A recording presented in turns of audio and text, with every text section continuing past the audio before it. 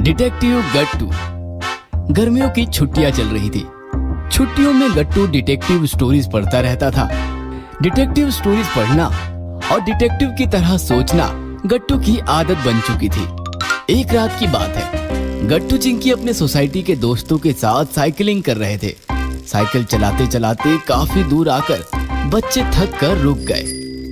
चलो अब घर चलते हैं, कल फिर आएंगे। तभी बच्चों के सामने से एक बूढ़ा आदमी चलता हुआ आया और कॉर्नर के एटीएम में घुस गया। बूढ़े आदमी के पीछे एक बाइक भी एटीएम के पास गई और हेलमेट पहना हुआ आदमी बाइक से उतरकर एटीएम के बाहर खड़ा हो गया। गट्टू उस आदमी को नोटिस कर रहा था। क्या बात है गट्टू, ध्यान कहाँ है तुम्हारा? वो एटीएम देख रहे हो? अभी अभी हमारे सामने से एक बूढ़ा आदमी एटीएम में पैसे निकालने गया है और ठीक उसके पीछे वो बाइक वाला एटीएम के बाहर खड़ा हो गया है। कुछ तो गड़बड़ है। वो भी पैसे निकालने आया होगा। नहीं चिंकी, उसके बाइक चलाने के अंदाज से ऐसा लग रहा था कि वो बूढ़े अंकल का पीछा कर रहा था। उसकी बाइक देखी तुम लोगों ने? बाइक की नंबर प्लेट बिल्कुल कोरी है, नंबर नहीं है। ऐसी बाइक तो सिर्फ चोर उचक्के ही यूज करते हैं। बच्चों ने बाइक के नंबर प्लेट देखी तो सच में नंबर नहीं था। नंबर प्लेट पर नंबर नहीं है। बिना नंबर वाली बाइक तो शहर में एंट्री भी नहीं कर सकती। फिर ये यहाँ तक कैसे पहुँचा? और एक बात, वो एटीएम के बाहर हेलमेट पहनकर खड़ा है। एटीएम में चेहरा ढककर जाना अलाउड नहीं होता, फिर भी उसने हेलमेट पहना है। मतलब अपना चेहरा छिपाने के लिए उसने हेलमेट का सहारा लिया है। लेकिन वो चाहता क्या है? वो पैसे छीनना चाहता है। जैसे ही अंदर से बूढ़ा आदमी पैसे निकालकर बाहर लाएगा, वो पैसे छीनकर बाइक लेकर भाग जाएगा। मैं जरा उसकी बाइक देख कर आता हूँ। हम भी चलते हैं। नहीं, उसे शक हो जाएगा। मैं अकेला जाता हूँ। गट्टू चुपचाप छिपते हुए बाइक के पास आया और बाइक को ध्यान से देखने लगा। आदमी बाइक की चाबी वैसे ही छोड़कर गया था। ओह, चाबी छोड़ी है क्योंकि पैसे छीनने के बाद चाबी का झंझट ही ना रहे। बाइक जल्दी से स्टार्ट हो जाए और भागा जा सके। गट्टू ने नंबर प्लेट छूकर देखी तो नंबर प्लेट को ताजा ताजा व्हाइट पेंट किया गया था और नंबर छिपाया गया था। गट्टू ने बाइक का सीट ऊपर उठाया तो अंदर हथियार छुपाए गए थे।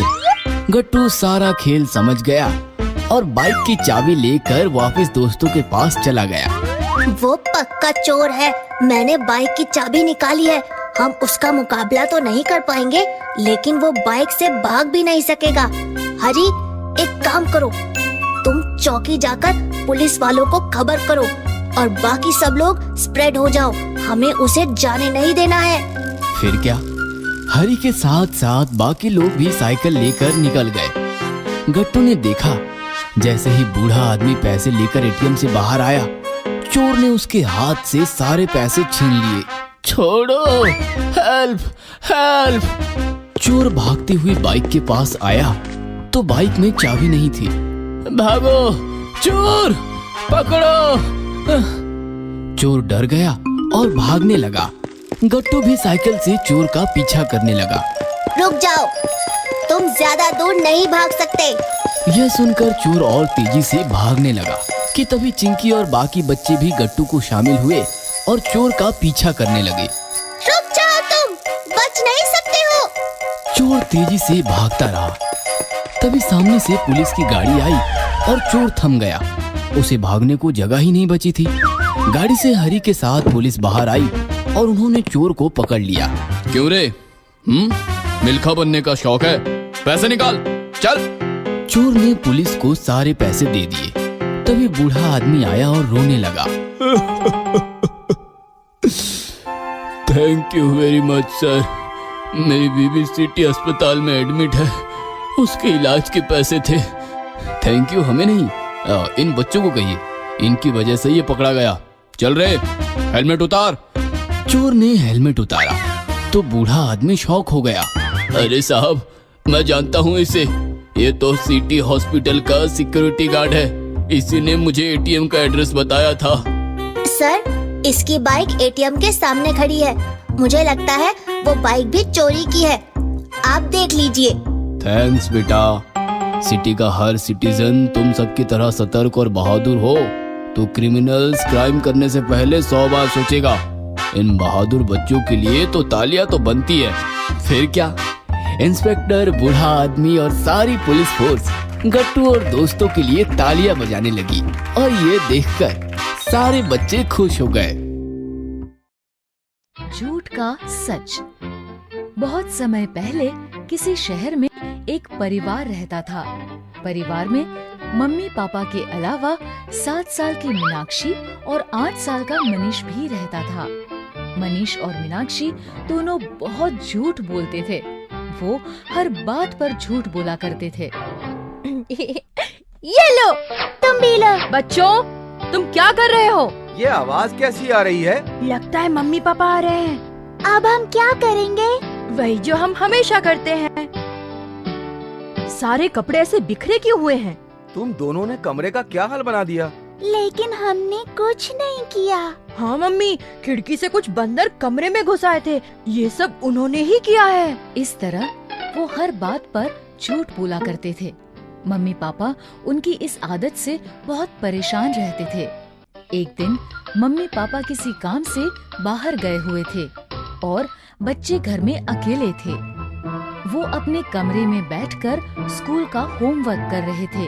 तभी उन्हें बाहर लिविंग एरिया से कुछ गिरने की आवाज सुनाई दी। भैया, ये लिविंग एरिया से आवाज कैसी आ रही है?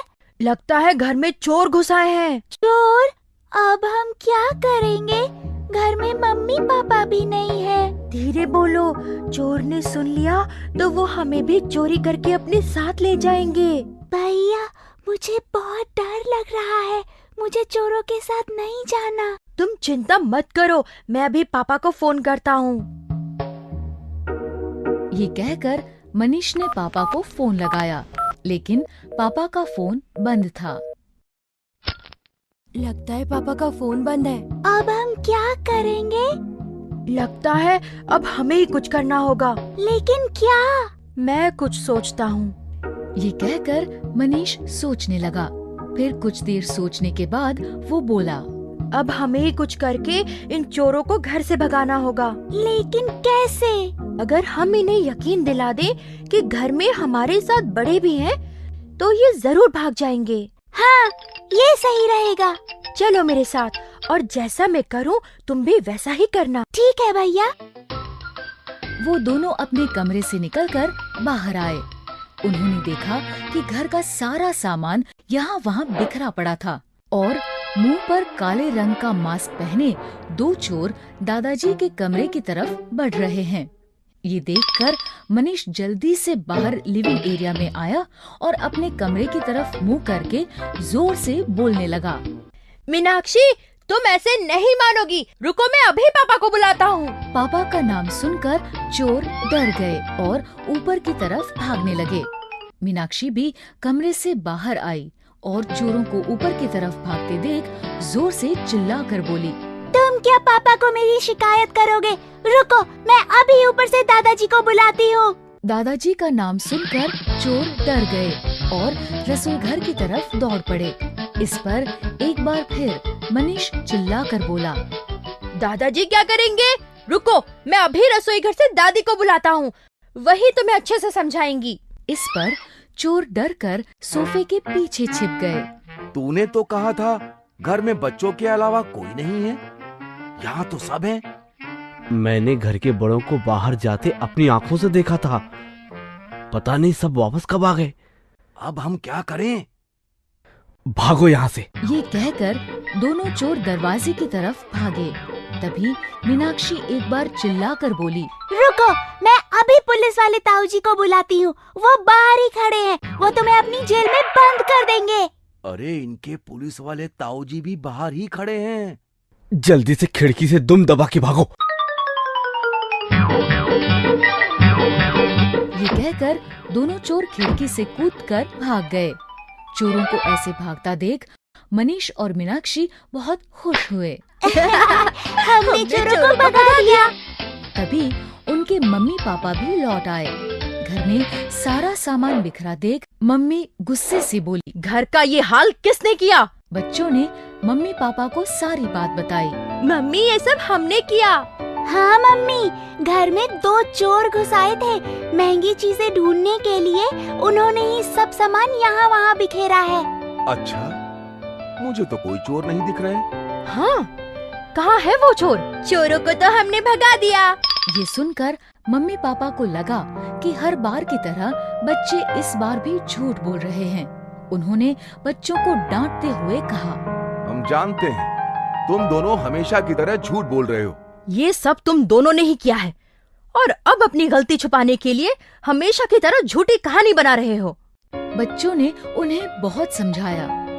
नहीं, हम सच बोल रहे हैं। ये सब उन चोरों ने किया है। हम झूठ नहीं बोल रहे। लेकिन मम्मी पापा ने उनकी बात नहीं मानी।